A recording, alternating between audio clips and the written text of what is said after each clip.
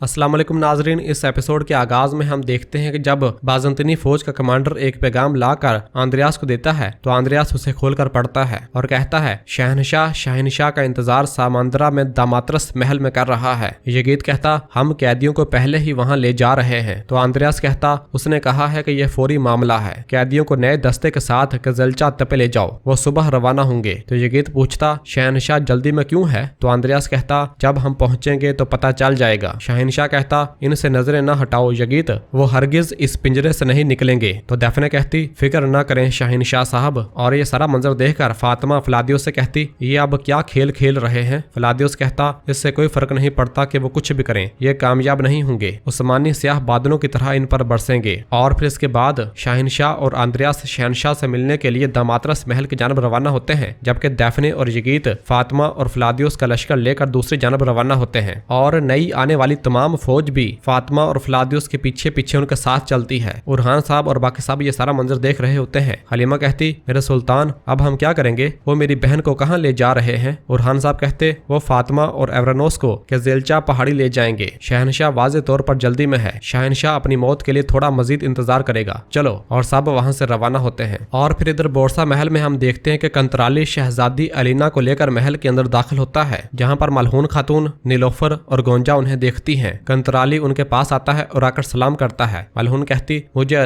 उम्मीद है कि तुम अच्छी खबर लाए हो कंतराली। तो कंतराली कहता, हमारी देखी गई सबसे बड़ी जंग आ रही है मलहून खातून। हमारे सुल्तान ने चारों अतराफ खबर भेजी है, लश्कर जमा हो रहे हैं, लेकिन कजिलचा पहाड़ी पर हम दुश्मनों के लिए क्यामत बनेंगे इंशाल्लाह। तो मलहून कहती, इंशाल्लाह। और फिर नीलोफर शहजादी अलीना की जानब देखती है और पूछती, ये औरत कौन है कंतराली? तो अलीना कहती, मैं आपको परेशान नहीं करना चाहती थी, लेकिन मेरे पास जाने के लिए कोई और जगह नहीं थी। उरहान साहब का शुक्रिया। तो गोंजा कहती, अब 2 हो चुकी हैं, हम बेआसरा रोमी शहजादियों के लिए पनागाह बन चुके हैं। और फिर कंतराली कहता, हमारे सुल्तान ने हुक्म दिया है कि महल में इसकी मेजबानी करें आयदोस गवर्नर की बेटी शहजादी एलिना, इसने अब्दुर्रहमान हमारी बहुत मदद की। तो मलहून एराज से कहती, एराज हमारे मेहमान का ख्याल रखो। एराज कहती, जो आपका हुक्म खातून। और उसे लेकर रवाना होती है। और फिर इसके बाद नीलोफर जाने लगती है। तो कंतराली एक पैगाम निकालता है और नीलोफर को देते हुए कहता, नीलोफर खातून, ये हमारे सुल्तान की तरफ से आपके लिए खत है। नीलोफर वो खत खुशी खुशी ले लेती है और कंतराली वहां से रवाना हो जाता है, जबकि गोंजा मलहून को लेकर अंदर रवाना होती है। जबकि इधर जंगल में हम देखते हैं कि दमीरहान मुसलसल आगे की जानब भाग रहा होता है और रास्ते में अपने निशानात को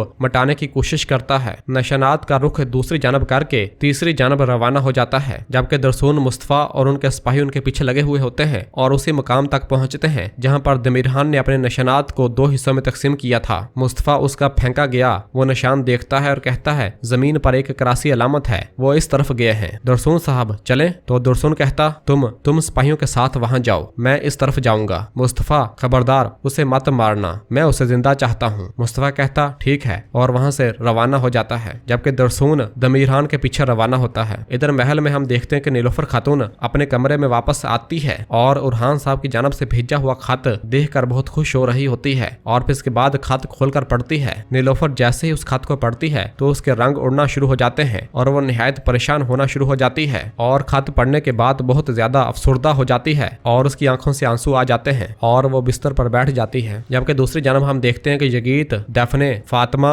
और फलादियोस को लेकर कजेलची पहाड़ी पहुंच आते हैं। वहां पहुंचने के बाद फलादियोस आसपास देखता है और जगह का मुआयना करता है और फिर फातिमा से कहता, फातिमा मैं तुम्हें यहाँ से बचा लूंगा। तो फातिमा कहती, क्या तुम इर्द गिर्द नहीं देख रहे? मदद के बगैर यहाँ से निकलना नामुमकिन है। फलादियोस कहता, मुझ पर भरोसा करो, चाहे इसके लिए मुझे जान ही क्यों ना देनी पड़े। तो फातिमा कहती, तुम सब के लिए अपनी जान कुर्बान नहीं कर सकते, तुम्हारा एक खानदान है, तुम्हारी एक बच्ची है, मत भूलो। और फिर इस दौरान दैफने और यगीत पिंजरे वाली गाड़ी के पास आते हैं और उन्हें देखते हुए दैफने कहती, इन प्यारों को तो देखो फातिमा, तुम अब भी इस आदमी के चेहरे को कैसे देख सकती हो? और फिर यगीत कहता, क्या तुम अंधी हो फातिमा? हाँ। फातिमा कहती, मैं तुम्हें अच्छी तरह जानती हूँ, लेकिन मैं एवरानोस को भी जानती हूँ, वो अपनी बच्ची को पीछे नहीं छोड़ता। तो यगीत कहता, तुम क्या कह रही हो फातिमा? तुम क्या बात कर रही हो? तुम अब भी इस आदमी पर कैसे एतमाद कर सकती हो? नहीं, अब तुम्हें अलहदा अलहदा रखा जाएगा। और कहता, मुझे चाबी दो। दैफने कहती, नहीं यगीत, वो यहीं रहेंगे। तो यगीत कहता, दैफने इन्हें अलहदा रखा जाएगा। दैफने कहती, मुझे अफसोस है यगीत, लेकिन आंद्रियास का हुक्म यही है। और फिर यगीत गुस्से से वहां से रवाना हो जाता है। तो दैफने फातिमा से कहती, फातिमा मेरे ख्याल में तुम्हें फलादियोस पर इतना भरोसा नहीं करना चाहिए। फातिमा कहती, चुप रहो दैफने,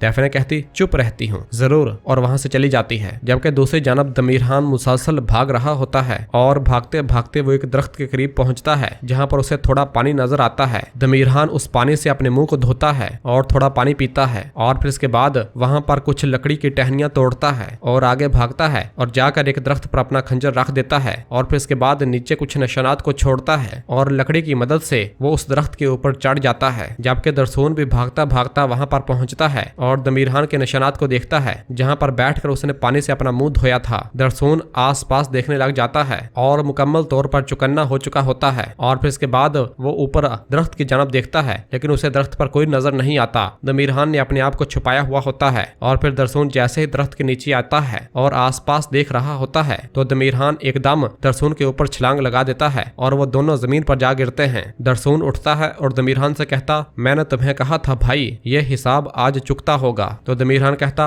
आओ और उस पर हमला करता है तो दरसून उसे जोरदार मुक्का मारता है और दोनों एक दूसरे से लड़ने लग जाते हैं। कभी दरसून उसे पीटता है तो कभी दमीरहान दरसून को पीटता है और फिर इसके बाद दरसून दमीरहान को मुक्का मारता है तो दमीरहान जमीन पर जा गिरता है। दमीरहान जमीन से लकड़ी उठाता है और उससे दरसून पर हमलावर होने की कोशिश करता है तो दरसून अपनी हिफाजत करता है और दमीरहान को पटक देता है और फिर इसके बाद दरसून दमीरहान को कहता मैंने तुम्हें कहा था भाई, मैंने तुम्हें कहा था ऐसा मत करो, और उसके ऊपर आकर उसे मुक्के मारने लग जाता है और कहता मैंने कहा था ऐसा मत करो, मैंने तुमसे कहा था कि तुम्हारा रास्ता गलत है लेकिन तुमने क्या किया, तुमने क्या किया, तुमने हमें लोगों के सामने रुस्वा कर दिया। दमीरहान कहता चलो खत्म करो इस मामले को, चलो खत्म करो खत्म करो। दरसून कहता तुम्हारे और मेरे दरमियान यही फर्क है भाई, रहम। तो दमीरहान जोर जोर कर हंसने लग जाता है। दरसून कहता मैं तुम्हारी तरह बेजमीर नहीं हूँ, सुना तुमने, तुम्हें मारकर अपने बाप के दिल में आग नहीं लगाऊंगा, जब मैं तुमसे निमट लूंगा तुम्हें जलावतन कर दिया जाएगा, सुना तुमने, तुम ऐसी जलावतनी पर जाओगे जहाँ से कभी वापस नहीं आओगे, और उसे जमीन पर पटक देता है। जबकि दूसरी जानब उरहान साहब, जरकुताई और बाकी सब सिपाही जंगल में से आगे बढ़ रहे होते हैं, जबकि शहजादी अस्पोर्चा और हलीमा भी उनके पीछे पीछे आ रहे होते हैं। हलीमा बहुत ज्यादा परेशान लग रही होती है। अस्पोर्चा कहती क्या तुम ठीक हो? हलीमा कहती नहीं, मेरे दिल पर जैसे कोई भारी पत्थर रखा हो, मैंने समझा बाजी की वजह से है, लेकिन नहीं नहीं ऐसा नहीं है, बाजी वहाँ ठीक है, अल्लाह का शुक्र है। तो अस्पोर्चा कहती तो फिर दरसून, तुम दरसून के बारे में फिक्रमंद हो है ना? तो हलीमा हाँ में सर हिलाती है और कहती मेरी माँ कहती थी कि